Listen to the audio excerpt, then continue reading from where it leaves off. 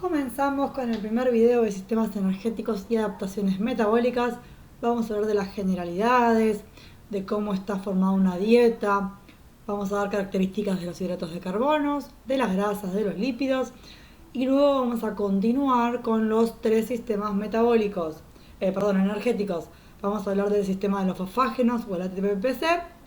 Y en este capítulo específicamente vamos a hablar de cómo obtener energía de los hidratos de carbono, ya sea a través de la glucólisis anaeróbica o de la glucólisis aeróbica, y luego también vamos a hablar del sistema aeróbico. Empezamos con algunas definiciones. Acá lo que tenemos son definiciones de metabolismo, que significan procesos químicos y físicos que facilitan la subsistencia celular. Esto lo van a realizar a través de la síntesis, el anabolismo, que es la formación de sustancias, o la degradación, el catabolismo, para obtener de sustancias más complejas productos más simples. Otra definición es el conjunto de procesos de transformación de sustancias que constituye la dinámica de la vida dentro de un organismo. Vamos a hacer siempre referencia a nosotros vamos a ingerir alimentos y vamos a de ellos tener que obtener energía. Bien. Los principales compuestos que vamos a ingerir van a ser nutrientes, agua, carbohidratos, lípidos, proteínas, minerales y vitaminas. Nosotros nos vamos a encargar en esta clase de hablar de los carbohidratos, lípidos y proteínas. Van a ser nuestros sustratos energéticos. A ellos los vamos a transformar en energía, los vamos a oxidar para extraerles energía y poder formar ATP, que es lo que van a usar nuestras células. Toda nuestra clase del día de hoy tiene como objetivo formar ATP por diferentes mecanismos.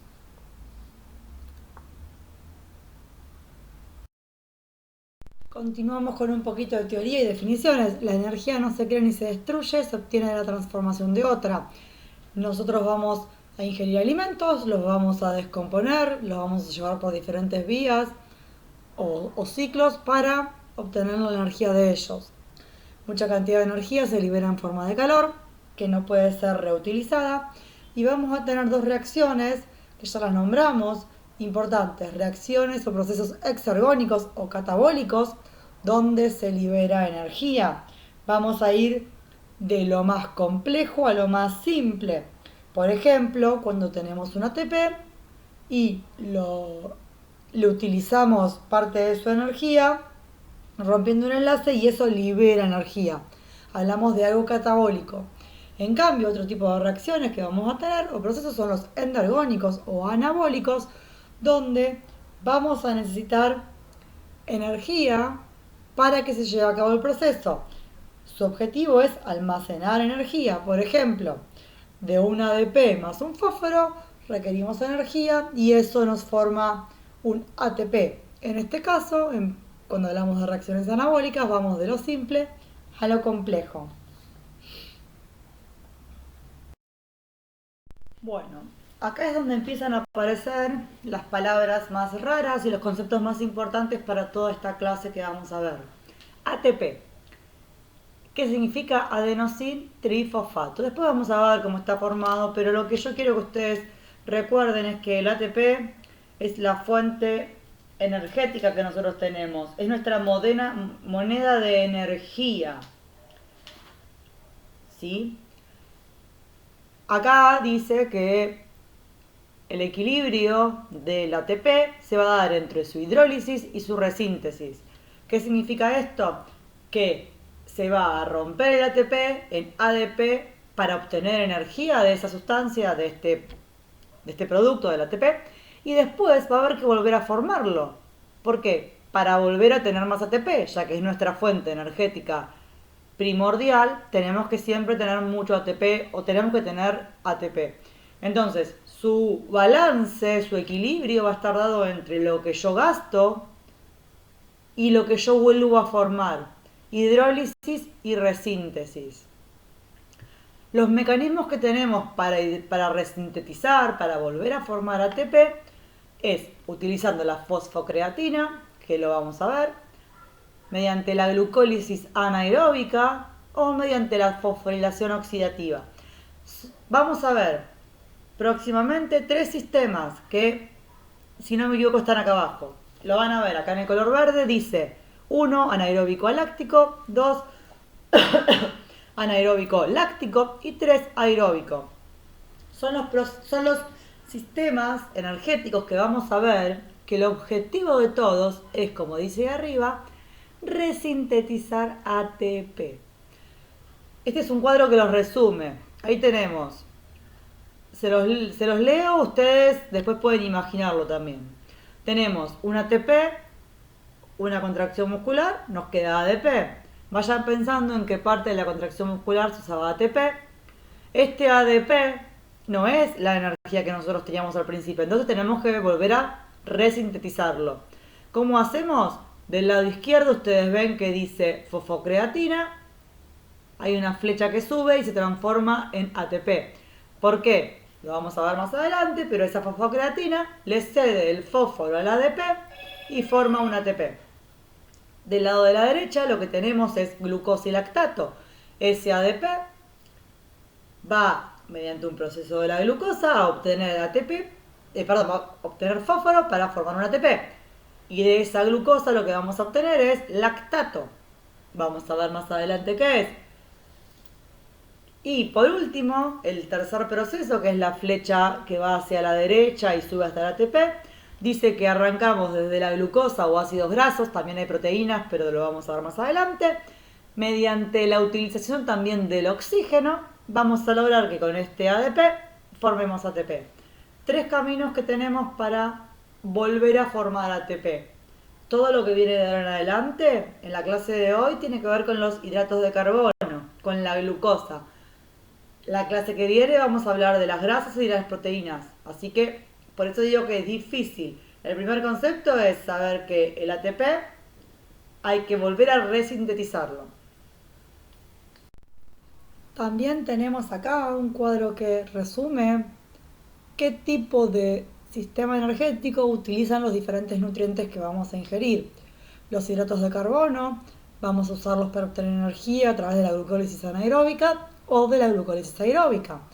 Los lípidos vamos a usarlos a través del sistema aeróbico mediante el proceso de beta-oxidación dentro de la mitocondria.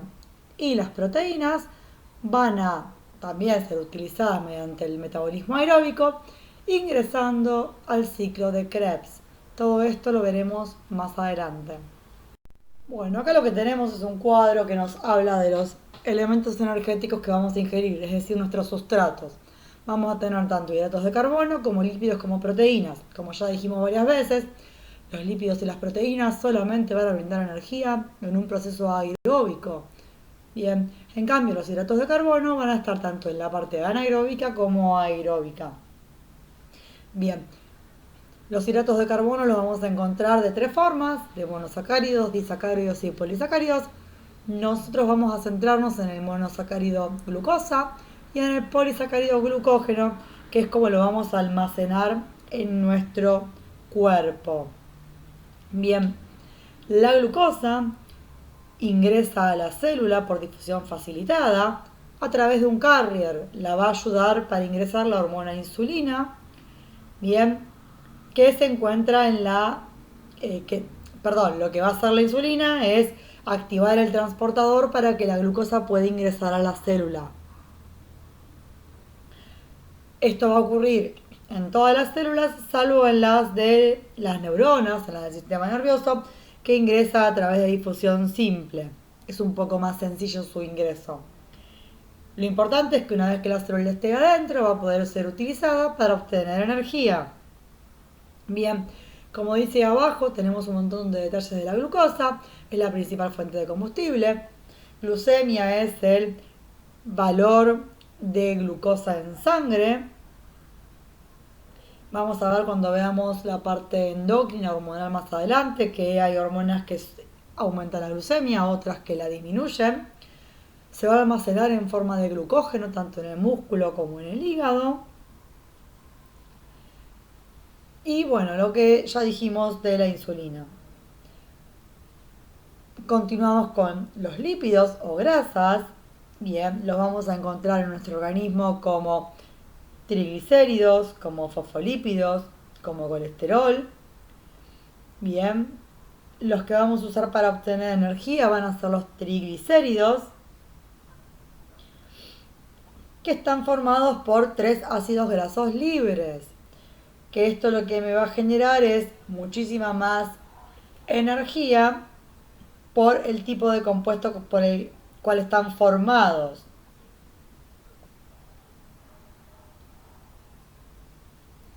También son fuentes de energía, también son aislantes térmicos y absorción de golpes, como ya hemos dicho. Y por último tenemos las proteínas, que, importantísimo, las vamos a usar como último método para obtener energía. Es una fuente de energía en casos de inanición, como último recurso. Tenemos 20 aminoácidos, 9 esenciales y 11 no esenciales. Los esenciales los ingerimos a través de la dieta, los no esenciales los tenemos nosotros en nuestro organismo. Y como dice ahí, los dos mecanismos a través de los cuales voy a poder obtener energía es a través de la gluconeogénesis, que significa la nueva formación de glucosa, a través de la alanina en el hígado, o si no, a través de otros aminoácidos que van a poder ingresar en las vías metabólicas del sistema aeróbico a través del ciclo de Krebs.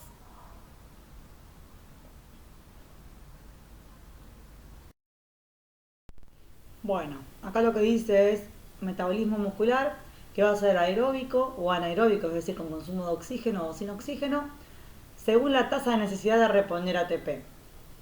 A ver, cuando yo tengo que reponer mucho ATP, tengo que utilizar el oxígeno, ya que cuando hay oxígeno puedo realizar mecanismos o procesos que me dan mucho más energía, mucho más ATP. Acá tenemos un gráfico que dice porcentaje de ATP suministrado y tiempo de ejercicio. ¿Cuánto ATP me da este sistema y cuánto tiene que durar el ejercicio? Si yo voy a hacer, a ver, ¿cómo hago para explicártelo hasta la distancia? Tenemos los tres sistemas energéticos, el aeróbico, y miren el aeróbico, que es el que está en rojo. En poco tiempo no da nada ATP, pero en mucho tiempo de ejercicio me va a brindar mucho ATP. El que está violeta, sistema de los fosfágenos ATP-PC, que es el más cortito de todos, es decir, es el que me brinda rápidamente poca energía. Entonces, apenas empiezo la actividad me brinda mucha energía, pero a medida que la actividad se alarga no me da más ATP. Y después tenemos el intermedio, que es la glucólisis o el sistema anaeróbico láctico, que tiene más una parábola. Me da un poco de ATP al comienzo, llega a un pico y después vuelve a bajar. Al costado tenemos una tabla que lo que habla es de lo que consumen, de lo que utilizan. Tenemos los aeróbicos van a utilizar hidratos de carbono, grasas y proteínas para obtener la energía. Los anaeróbicos tenemos alácticos, es decir, que no producen ácido láctico, donde vamos a estar en el sistema de los fosfágenos, que vamos a obtener ATP y vamos a utilizar fosfocreatina. Y después tenemos los sistemas anaeróbicos lácticos, es decir, que me van a producir ácido láctico, que lo que utilizan son los hidratos de carbono. Bien, tener en cuenta acá, más que nada el gráfico de las curvas, donde según la cantidad de ATP que yo pretenda obtener, va a tener que ver con la duración de la actividad. Para actividades largas, para obtención de mucho ATP, actividades largas, actividades aeróbicas donde haya consumo de oxígeno. Actividades donde yo requiero ATP rápidamente, pero no durante un largo proceso, entramos en un sistema de fosfágenos. Comenzamos a hablar específicamente de la energía. Vamos a obtener energía de dos formas, de una forma anaeróbica y de una forma aeróbica. Bien, en la anaeróbica lo importante es recordar que no es necesario el consumo de oxígeno para obtener la energía. Puede estar, pero no es necesario. Y los sistemas que van a entrar dentro de este tipo de reacciones anaeróbicas van a ser el ATPPC al láctico y los hidratos de carbono a través del anaeróbico láctico. Luego vamos a tener un camino aeróbico, que es donde vamos a usar, como ya dijimos, los hidratos de carbono, los lípidos y las proteínas, pero acá vamos a requerir sí o sí el consumo de oxígeno para poder obtener energía de ellos. Tengamos en cuenta que los hidratos de carbono, según como se los describan, podrán ser utilizados de una forma anaeróbica o una forma aeróbica. Bueno, acá lo que tenemos es un gran resumen de los sistemas energéticos. Yo sé que al comienzo de esta clase ver este cuadro debe decir, "Ah, por Dios, es casi como el de las fibras tipo 1 y tipo 2, ¿no?". Bueno, acá lo que tenemos que ver es un cuadro donde están los tres sistemas energéticos y donde hay en la primera columna un montón de características que van a ser, que vamos a decir en cada sistema qué es lo que pasa. Recomiendo copiarlo, es un gran resumen, obvio que visto así no se entiende nada. Tenemos en la primera columna duración. Según la duración de la actividad que hagamos, un sistema será más preponderante que el otro. La realidad es que todos van a funcionar, pero en mayor o menor medida. En actividades cortas, el sistema energético que mayor preponderancia va a tener va a ser el anaeróbico aláctico, que después les voy a dar todos los sinónimos que tiene, así no hay lío. Y así se va sumando el otro y el otro. Potencia. Ahí tienen diferentes potencias. Si yo les digo a ustedes, por favor, díganme qué sistema energético se utiliza para una actividad de potencia media, tendrán ustedes que poder decirme en una pregunta cuál de los tres sistemas ingresan. Capacidad. Con capacidad nos referimos a la posibilidad de hacer trabajo por mucho tiempo. Ahí tienen diferentes opciones. Fuente o sustratos, un poquito lo hablamos recién, hace un ratito, en el cuadro anterior.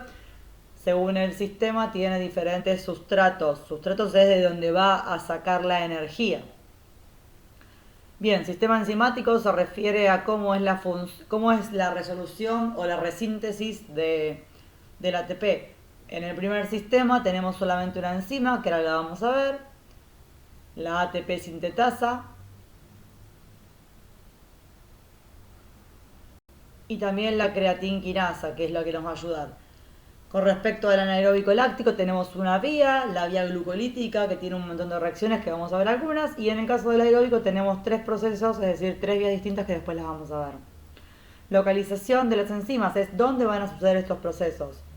El primero y el segundo solamente en el citosol, en el citoplasma de la célula. En cambio, el aeróbico ya incluye además a las mitocondrias, que tienen un papel preponderante. Acuérdense, cuando vimos músculo hablamos de que las mitocondrias eran las que nos brindaban mucho ATP. Bueno, localización de las reservas, degradación, y lo último, es muy importante también, tiene que ver con la necesidad de oxígeno o no. Presten mucha atención, hay un solo proceso aeróbico, es el tercer sistema, que se llama aeróbico justamente, es el único que utiliza oxígeno, es decir, los otros dos son anaeróbicos, sin utilización de oxígeno.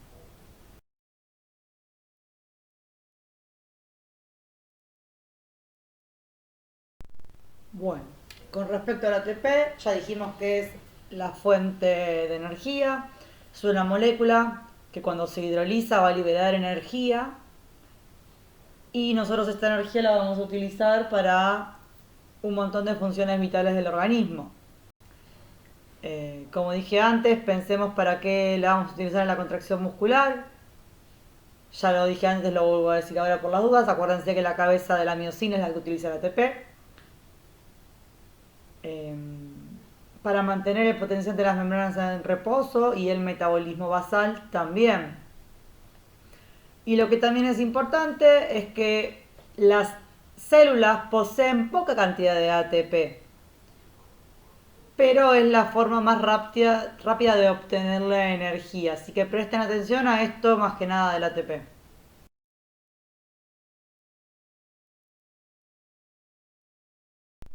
Acá tenemos un poquito la parte química de cómo está formado el ATP. Tenemos una base nitrogenada que es la adenina,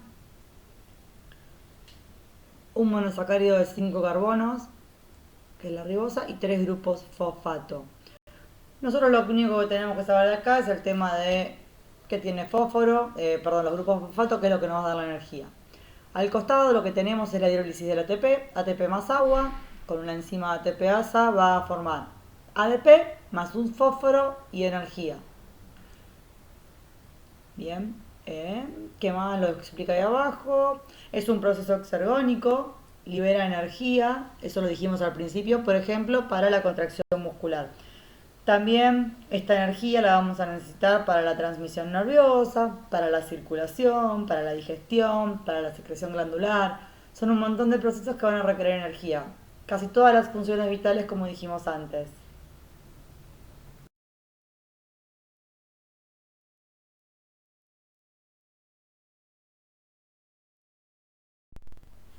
Bueno, comenzamos con el tema de los tres sistemas. El primero que vamos a ver se llama ATPPC, sistema de los fosfágenos, anaeróbico aláctico. Son sinónimos para el mismo proceso. Eh, a ver, no quiero ir en orden y no desordenarlos. Acá abajo lo que tenemos es la reacción que va a ocurrir. Nosotros vamos a tener una fosfocreatina que lo que nos va a brindar es este fosfato altamente energético. La creatinquinasa va a ser la enzima que va a partir nuestra fosfocreatina y nos va a generar fósforo y creatina. Este fósforo es el que se va a poder unir junto a un ADP para formar un nuevo ATP. Acuérdense que el ATP tiene tres fósforos. Si yo lo que tengo es mucho ADP, hay un fósforo que no está. Lo que yo tengo que hacer es agregarle un fósforo para que de nuevo me quede el ATP. Acá tenemos la creatinquinasa, es una enzima que facilita la liberación de energía de la fosfocreatina, separa el fósforo de la creatina y con esta energía liberada y el fósforo se va a poder formar un nuevo ATP. Este ADP más el fósforo liberado por la creatinquinasa a través de la enzima ATP sintetasa va a formar ATP. Y ahí es donde tenemos este ATP formado nuevamente. Esto ocurre en el citoplasma de la célula.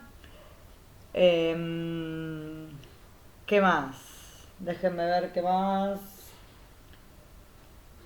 Cuando yo tengo un aumento grande del ADP en el comienzo de una actividad, esto va a estimular a que la creatinquinasa rompa la fosfocreatina y de esa forma poder formar nuevo ATP. ¿Queda claro? Yo arranco una actividad. Este sistema se usa en actividades muy cortitas y muy intensas. 10 segundos. Entonces, los primeros segundos de una actividad o de que yo empiezo a correr, me va a bajar el ATP. ¿Por qué? Porque mis músculos empiezan a moverse, a contraerse, me aumenta el ADP y eso va a estimular a la creatinquinasa para que busque la forma de ayudarme a formar ATP. Recuerden que el objetivo siempre de estos sistemas energéticos es formar ATP. Si yo tengo mucho ADP, adenosín difosfato, es decir, que le falta un fósforo porque ya fue utilizado, ese aumento de ADP me va a estimular a la enzima creatinquinasa. ¿Para qué? Para que me rompa la fosfocreatina y de esa forma me libere fósforo y energía y yo poder juntarlo con ese ADP y mediante la ATP sintetasa formar un nuevo ATP, que es la fórmula que está abajo. Bien, continuamos. Difícil.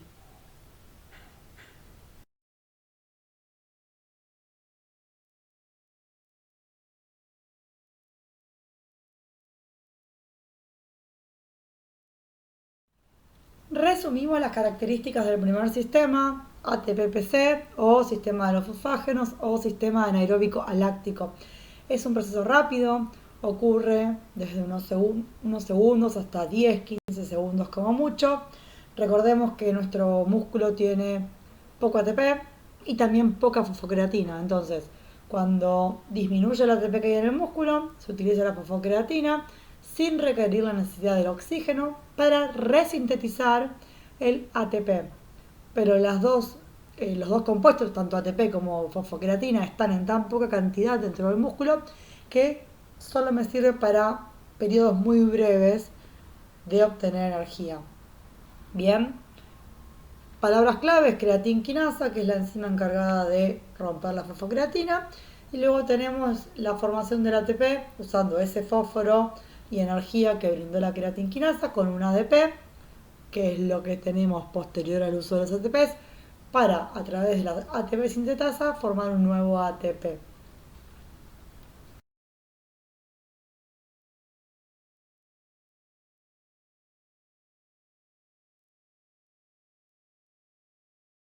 Bueno, ahora vamos a pasar a hablar de los metabolismos anaeróbico láctico o glucólisis anaeróbica.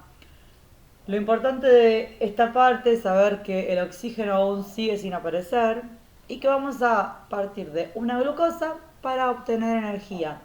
No va a ser mucha la cantidad que obtengamos, ni tampoco va a ser mucho la duración de este sistema. Hasta los 2 minutos más o menos entre este sistema para obtener energía. Conceptos que tenemos que saber bien claros. Glucólisis. La palabra lisis significa descomposición y con glucólisis nos referimos a descomponer una glucosa y de esa forma vamos a obtener energía. En la próxima diapositiva hay un gráfico con varias de estas palabras pero sin las explicaciones. Glucogénesis. Génesis es formación. Lo que vamos a formar es glucógeno a partir de glucosa. El glucógeno es la forma de guardar la glucosa que tenemos. Lo vamos a almacenar al glucógeno en el hígado o en los músculos y luego desde ahí mismo va a poder salir para ser utilizado cuando necesitemos glucosa para obtener energía. Glucogenólisis, descomposición de glucógeno a glucosa un fosfato. La ventaja de que ya tenga este fosfato incorporado es que nos va a brindar un ATP más o nos va a gastar un ATP menos en el proceso de la glucólisis. Bien, vamos a leer lo último. El compuesto con el que comienza la glucólisis será la glucosa 6-fosfato. Lo que habla es que si arrancamos de una molécula de glucosa vamos a requerir activar esa glucosa utilizando un ATP. En cambio, si partimos desde un glucógeno, esa glucosa ya está activada.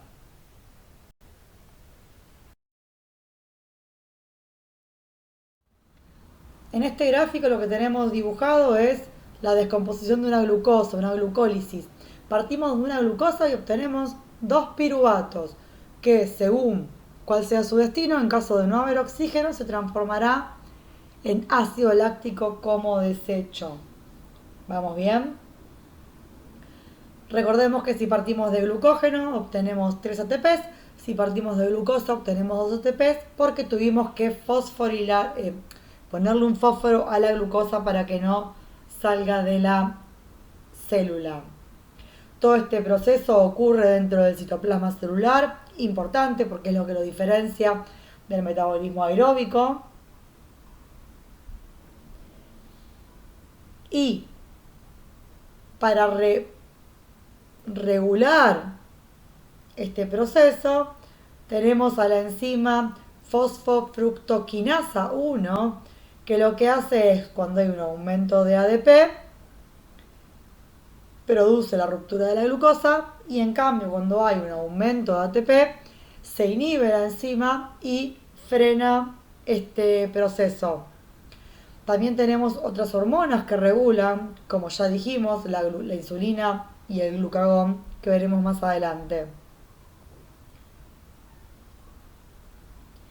También vamos a obtener 2 coenzimas equivalentes de reducción, 2 NAD, que van a ser utilizados, en realidad van a servir para brindarnos ATP en caso de ingresar a un sistema aeróbico. En conclusión, es una vía catabólica que se parte de una glucosa de 6 carbonos y se termina en 2 compuestos de 3 en 2 piruvatos de 3 carbonos cada uno. Todo dentro del citosol de la célula y dura hasta 2-3 minutos. Bueno, acá lo que tenemos para mostrar es el metabolismo de los carbohidratos o hidratos de carbono. Lo que ustedes tienen que prestar atención acá son los diferentes procesos, de dónde partimos, es decir, del sustrato y qué obtenemos. Palabras que hay que saber: glucogénesis, glucogenólisis, gluconeogénesis y glucólisis. Glucólisis ya sabemos lo que es la degradación de una glucosa hasta llegar al piruvato. Después vemos que el piruvato tiene dos caminos, el lactato, que es cuando no hay oxígeno, y el acetil-CoA cuando aparece el oxígeno e ingresa a la mitocondria para obtener mucha energía, que es el sistema que nos falta ver ahora. Después tenemos, cuando yo un glucógeno lo rompo, que me forma glucosa, se llama glucógenolisis. Y cuando yo a la glucosa la almaceno en glucógeno es glucogénesis. Otra opción es obtener glucosa a través de diferentes cosas. En este caso, gluconeogénesis puede ser a partir de piruvato. Vamos a ver que también se puede a partir de otras cosas. Bien, suelo preguntarlo siempre estas palabras. De alguna forma u otra y son muy parecidas.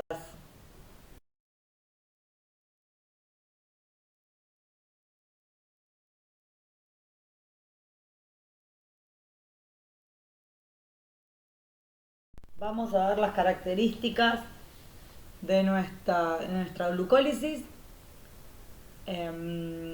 Sucede en el citoplasma de la célula. No hay oxígeno. El ácido pirúvico es su producto final. Y cuando no hay oxígeno, este ácido pirúvico se va a transformar en ácido láctico. Bien. Lo que sucede en esta vía, que es como si fuera arranca la glucosa, es un montón de reacciones que se suceden, son 12 reacciones enzimáticas para descomponer desde glucógeno a glucosa y luego a ácido láctico. Lo que se obtiene al final, entre lo que se gasta y lo que se obtiene, son 2 o 3 moles de ATP. Y son procesos que duran hasta 2 minutos. Es decir, que si yo ya paso esos 2 minutos, voy a requerir otro tipo de sistemas para obtener energía. Continuamos con el final de la glucólisis. Dijimos que el producto final de la glucólisis es el ácido pirúvico, que podía tener dos caminos. Con oxígeno, acetil-CoA, que lo vemos más adelante. Sin oxígeno, ácido láctico, que es el desecho de una glucólisis anaeróbica. ¿Qué podemos hacer con el ácido láctico? Tenemos tres caminos. Trabajo regenerativo, es decir, en presencia de oxígeno, vamos a convertirlo en ácido pirúvico e introducirlo en el metabolismo aeróbico para que se transforme en acetil-CoA y vaya al ciclo de Krebs. Otra parte podemos eliminarlo por orina y si no, como producto final, que lo vamos a ver en la próxima, podemos hacer como proceso final el ciclo de Cori, que es el ácido láctico, lo vamos a llevar hasta el hígado, donde va a realizar la gluconeogénesis, transformándose nuevamente en glucosa y quedando almacenado en glucógeno hepático. Acá lo que tenemos brevemente es el ciclo de Cori, que primero comencemos. No está claro, no está confirmado que el dolor que uno tiene posterior a ir al gimnasio o posterior a actividades muy intensas de breve duración sea por acumulación de ácido láctico. ¿Por qué? Porque se va eliminando, porque se va removiendo y porque además es muy rápido el dolor. Perdón, al revés, es más tardío el dolor. Seguramente el dolor tenga que ver con la irritación de las terminaciones nerviosas o cosas por el estilo. Acá lo que tenemos bien claro es cómo el ácido láctico viaja hasta del hígado, viaja por la sangre, perdón, del músculo viaja por la sangre hasta el hígado, se produce la gluconeogénesis, que es la nueva formación de glucosa, y se almacena en el hígado hasta que es requerido nuevamente en una actividad. Recordemos que primero el músculo utiliza el glucógeno muscular y ante necesidades de mayor glucosa, el hígado va liberando a través de glucogenolisis glucosa a la sangre para que llegue a los músculos.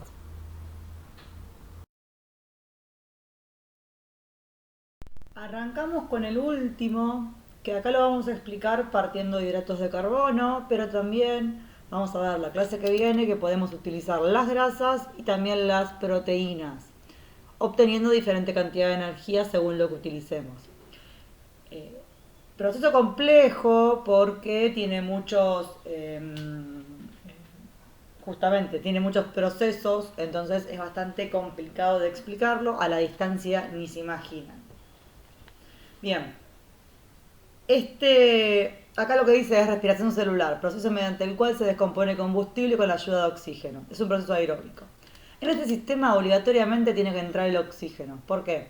Porque con ese oxígeno nosotros lo que vamos a hacer es, en unas reacciones que vamos a ver en dos procesos más adelante, vamos a poder obtener mucha energía. Vamos a ver cómo este oxígeno se combina con hidrógeno, va a formar agua, cómo se van a activar otras cosas mediante la energía que va a ir cambiando de lugares. Es un proceso complejo, produce mucha energía y lo más importante es que ocurre dentro de la mitocondria. Esto es lo que lo diferencia de los anteriores. Las paredes de la mitocondria, la matriz mitocondrial va a tener mucho que ver con estos procesos. Así que a prestar mucha atención, es complejo.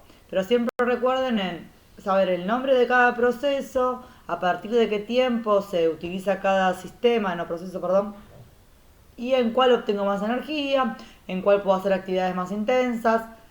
Nosotros sabemos que cuando hacemos algo aeróbico lo hacemos con baja carga, baja intensidad, no hacemos cosas, no corremos 100 metros en busca de un objetivo aeróbico. Buscamos la resistencia, es algo con poca carga, largo tiempo. Bueno, los tres procesos que vamos a ver, no vamos a verlos en inmensidad de palabras, sino bastante cortos, son ciclo de Krebs, cadena de transporte de electrones o cadena respiratoria y fosforilación oxidativa. Estos tres procesos hacen que están los tres incluidos dentro del sistema aeróbico. Con uno solo de ellos no nos alcanza, porque vamos a ver que son correlativos, arrancan en uno obtengo ciertas cosas, que esas cosas pasan a otro lugar y en el otro lugar es donde se obtiene recién la energía. Bueno, acá lo que dice es glucólisis, cuando hay oxígeno, el producto final de esa glucólisis, que era el ácido pirúvico, se va a transformar en acetil-CoA. Esto lo hace una enzima que tampoco nos vamos a volver locos hoy por hoy en saber lo que hace, pero lo que va a hacer es agarrar ese ácido pirúvico o piruvato y le va a agregar una enzima acetil-CoA y lo va a introducir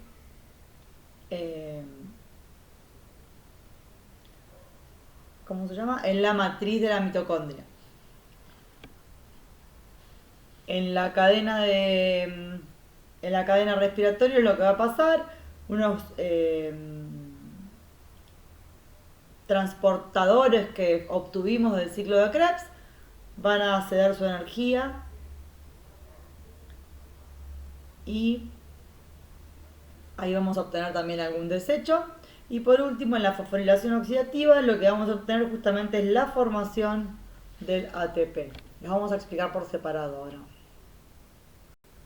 Bueno, el objetivo del ciclo de Krebs o su función es generar electrones que pasarán a la cadena respiratoria. Cuando hablamos de generar electrones, vamos a ver, como dice abajo de todo, en los NAT y en los FAT le van a agregar una H, un hidrógeno, que también tiene un electrón, y esa es la forma en que van a transportarse hacia otro lugar donde van a generar la energía. Cuando ingresa un acetil-CoA a la mitocondria, se van a formar desde un acetil-CoA 8 hidrógenos para la cadena respiratoria, 2 dióxidos de carbono que son desechos y un ATP. Por eso digo que el ciclo completo es el que da muchos ATPs. Entonces, como acuérdense, nosotros de una glucólisis, de una glucosa obteníamos 2 ácidos pirúvicos. Entonces, esto se duplica por 2. Por cada molécula de glucosa vamos a tener 16 hidrógenos para la cadena respiratoria, 4 dióxidos de carbono y 2 ATP.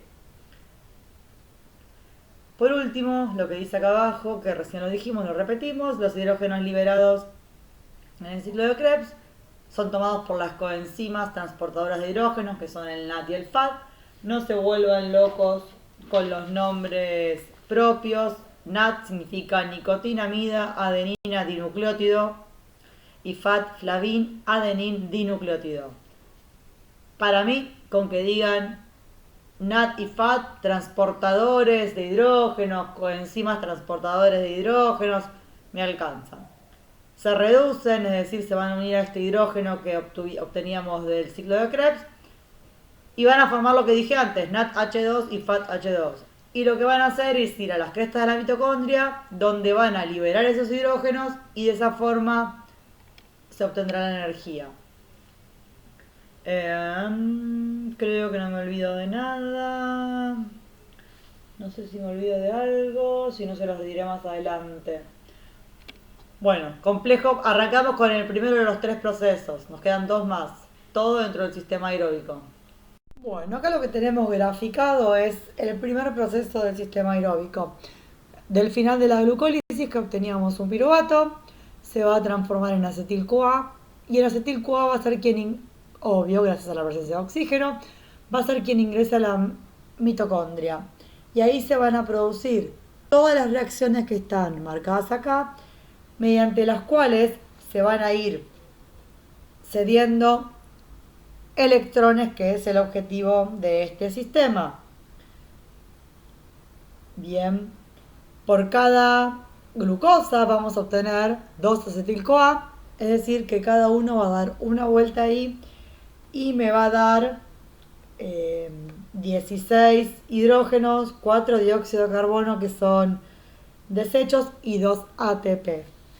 Luego esos hidrógenos van a ser los que nos brindan energía en los 2 procesos que vienen después. Bueno, en la cadena respiratoria, que era nuestro segundo proceso, mucho más de lo que esté escrito no voy a decir porque la idea es no complicarnos la vida. Lo que va a pasar acá es que van a ir saltando estos hidrógenos que liberaron los NAT y los FAT, que eran los que los transportaban hasta acá. Van a ir saltando en esta escalera y van a ir liberando gran cantidad de energía.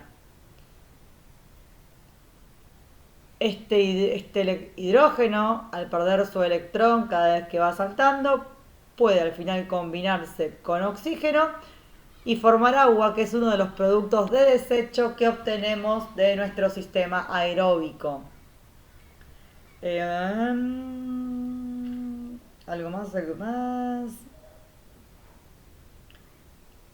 Ahí lo tienen, esta energía se va a utilizar junto con un fósforo, lo vamos a ver también ahora en la fosforilación oxidativa, para formar el ATP. Nada más, quédense con lo que dice ahí. Los hidrógenos van saltando, ceden su energía y forman ATP. Y con esos hidrógenos se forma agua, que es importante porque es un desecho. Acá tenemos nuestro último paso, que recién estaba un poco dibujado en esta cadena, que es la fosforilación oxidativa. Recuerden, ciclo de Krebs, cadena de electrones, fosforilación oxidativa. El ADP se une al fósforo para formar ATP. ¿Cómo hacemos para formar este ATP? Con la energía que es liberada de la cadena que vimos recién, se forma el ATP. ¿A qué nos referimos con concepto de fosforilación? A que vamos a sumar un fósforo.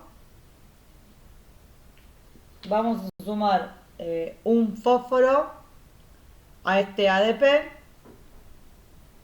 Y el concepto de oxidativa se refiere a que es la presencia de oxígeno. Acá se van a donar electrones, tiene que ver con lo que vimos en el anterior. Es importante que, esta mitocondria lo que hace es arrancar esos electrones de los hidrógenos que vimos antes y se los traspasa al oxígeno en la formación del agua. Así que, concepto importante, acá es donde se forma el ATP. La energía que obtuve de la cadena junta un ADP, esa energía y un fósforo y me forma el ATP.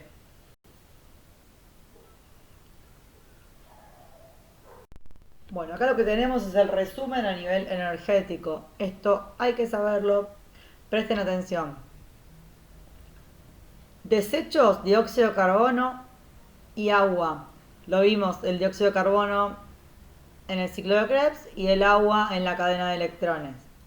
Nosotros tenemos una glucosa que va a sufrir una glucólisis donde se obtienen 2 ATP, pero también se gastan 2 ATP. Y además lo que yo obtengo son 2 transportadores de electrones que los NAT cuando ingresan en la mitocondria me van a dar cada uno, me va a dar 3 ATP y los FAT me van a dar cada uno 2 ATP. Por eso esos 2 NADH se transforman en 6 ATPs. Después, cuando transformamos el piruvato en acetil-CoA, obtenemos 2 NAD más, que de nuevo esos NAD van a ir a la cadena de electrones y me van a dar 6 ATP. Después tenemos la transformación, el ingreso del acetil-CoA en el ciclo de Krebs y me va a dar 2 ATP limpios, 6 NAD y 2 FAT-H. Entonces, esos 6 NAD pasan a la cadena de electrones, los 2 FAT también, y el total es 38 ATPs. No es tan importante saber cada número pequeño, sino la cantidad. Recuerden cuántos ATP obteníamos de una glucólisis, que eran 2 o 3, y cuántos obtenemos de una glucosa en un metabolismo aeróbico, 38. Tenemos una gran diferencia, es una gran ventaja a nivel energético, pero bueno, hay que llegar al sistema aeróbico. Bueno, no sé si me estoy olvidando de algo más. No, creo que no. Para darle un cierre a este metabolismo aeróbico, recordemos que lo que vimos es cómo utilizamos el metabolismo aeróbico para una glucosa. En el ciclo de Krebs, la función va a ser generar electrones, recordemos, a través de las coenzimas NAD y FAD. Y luego en la cadena respiratoria y en la fosforilación oxidativa, que eran dos procesos que iban en conjunto, que pasaba todo esto dentro de las crestas de la mitocondria, se iba en la cadena a generar un gradiente de energía a favor para poder formar ATP. La fosforilación oxidativa tenía que ver con agregarle un fósforo a ese ADP gracias a la energía que se había generado en la cadena respiratoria. Acá lo que tenemos es un resumen del metabolismo de los hidratos de carbono. Tenemos de un lado la parte anaeróbica, del otro lado la parte aeróbica. Tengamos en cuenta que el comienzo anaeróbico se puede transformar en aeróbico si ese ácido pirúvico se une con el oxígeno y pasamos a tener acetil-CoA, que ahí comienzan los 3 procesos de la parte aeróbica. Espero que esto sirva de resumen para poder cerrar la idea.